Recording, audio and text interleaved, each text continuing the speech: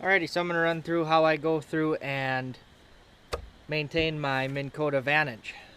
One thing you're going to want to pick up is silicone spray. Do not use WD-40, use a silicone lubricant.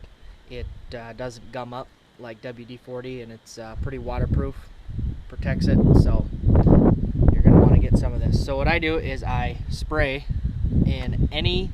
Don't get WD-40, it doesn't work. Thank you. Hello?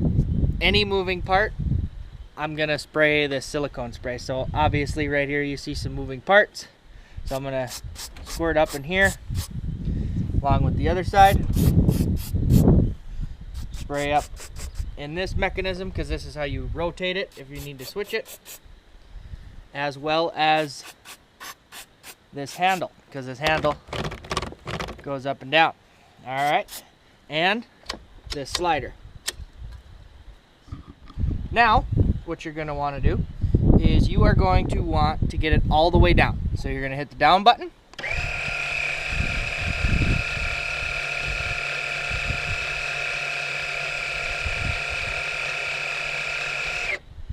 Now, once it is all the way down, you're going to want to come down here and spray this shaft with silicone spray and get that collar. Same thing on the other side.